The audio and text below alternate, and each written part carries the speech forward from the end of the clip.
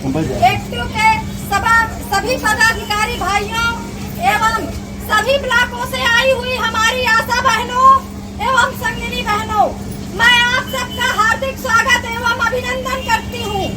बहनों, ये लड़ाई हमारी निरंतर चली आ रही है, लेकिन इस पे ना तो सरकार का ध्यान जा रहा है और ना हमारे माननीय जिलाधिकारी महोदय का ध्यान जा रहा है। हम लोग बार बार आते हैं और माननीय जिलाधिकारी महोदय के नाम ज्ञापन देके जाते हैं, परंतु कोई सुनाई नहीं हो रही। लेकिन इस बार हम लोग माननीय जिलाधिकारी महोदय से ये डटकर कहने आए हैं कि माननीय जी, ये हमारा आखिरी पड़ाव है, तो हम आपके यहाँ अधिकतम संख्या में आए हुए हैं और अगली बार हम इतनी संख्या में आएंगे कि आपके कार्यालय को घेरने की जगह कम पड़ जाएगी।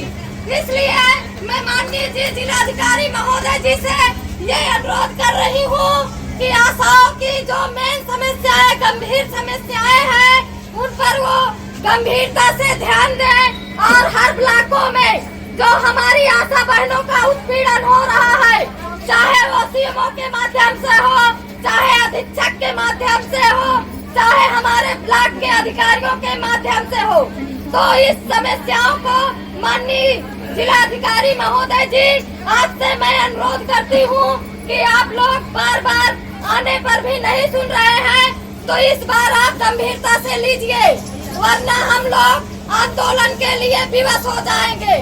और दूसरी बात बहनों, आप लोगों का कहना है कि हम लोग बार बार जाते हैं और जाने से कुछ नहीं होता है, लेकिन आप लोग इस बात को गंभीरता से लीजिए कि इस संगठन के माध्यम से हमारी बातें कुछ न कुछ सरकार तक जाती है, लेकिन ये सरकार इतनी बेशर्म है, इतनी गद्दार है कि आशा बहनों की कोई बात सुनने को तैयार नहीं है। तो बहनों, हमें निराश नहीं होना है।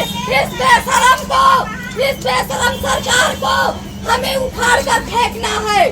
बहनों, अभी तक जब तक इनकी सरकार नहीं थी, इनके नेता मंत्री हमारे बीच में जाते थे, जो हमारे बीच के प्रत्याशी होते थे, वो लोग हमसे यही कहते थे, बहनों, इसके पहले बेईमानों की सरकार थी, वो आप लोगों की समस्या नहीं सुने हैं, हम आपकी समस्या सुनेंगे।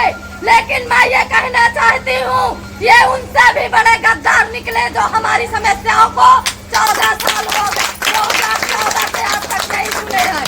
लेकिन बहनों, हमें हार नहीं माननी, हमें इस बार अपनी ताकत दिखाना है। जो सरकार आशा की बात करेगा, वो यूपी में राज करेगा, वरना यूपी से उसको बाहर जाना होगा। ये अभी तक जब 2014 के पहले सोनिया गांधी जी की सरकार थी, तो हमारे मोदी जी आकर के टीवियों में बड़े बड़े भाषण करते थे और ये कहते थे कि एक महिला के शासन काल में एक महिला होकर प्रदर्शन कर रही है, ये बहुत ही शर्म की बात है। तो मैं उनको बार बार यही कहती हूँ कि पहले ये बताओ, तुम दो मर्द बैठे हुए हो इस सिंहासन पे और आशा बहनों की कोई बात सुनने को तैयार नहीं हो। तुम्हारा 56 इंच का सीना आज आशाओं के सामने फीका पड़ गया है। आशाएं आपको मर्द नहीं मानती है, आशाओं को तुम रोजी रोटी नहीं दे सकते हो, उनसे बेगारी करवाते हो। आज आशाओं को जितने वर्ग तुमने दे दिया है, आज तुम्हारे डीएम कार्यालय में बैठा एक ऑपरेटर नहीं कर रहा है, एक कोई कंप्यूटर मैन नहीं कर रहा, जितना तुमने कार्य आशाओं को, एक अनपढ़ आशा, 8 पढ़ी आशाओं को तुमने जितना कार्य दिया है, आज आशा बहने उससे त्रस्त है और आपके जिलाधिकारी कार्यालय को घेरने के लिए तैयार है। बहनों, आप लोग ये समझ लीजिए, कोई भी प्रोग्राम ऐसा आता है, आप लोग यहाँ से निर्णय लेंगे तो हम लोग लड़ाई अपनी जीतेंगे।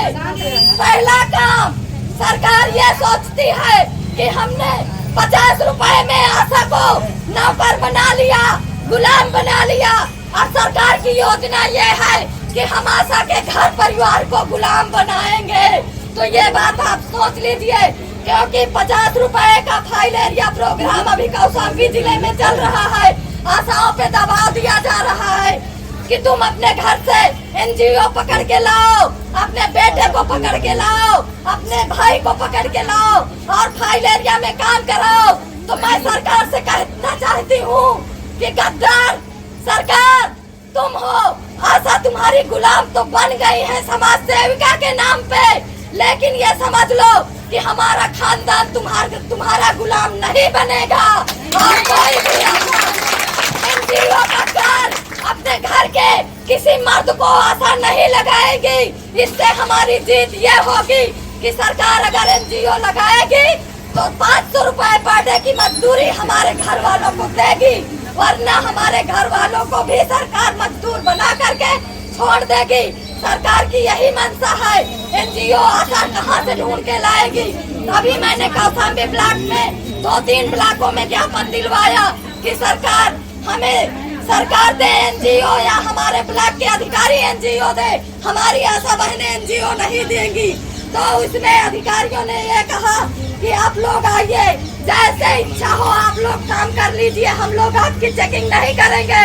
तो क्या ये भ्रष्ट अधिकारी हम लोगों की ही चेकिंग करने के लिए तैनात रहते हैं? तो ये सब हम लोग नहीं सहेंगे। और ये मत सोचिए कि कुछ नहीं हो रहा। अभी हम लोग 26 सितंबर को लखनऊ मार्च करेंगे और हमें डटना होगा, ऐसे डटना होगा जैसे किसान डटे थे। और उसी हिसाब से हमारी आशाएं रोड पे डटेंगी और देखेंगी कि सरकार की ताकत कितनी है और आशा बहुओं की ताकत कितनी है। इसी के साथ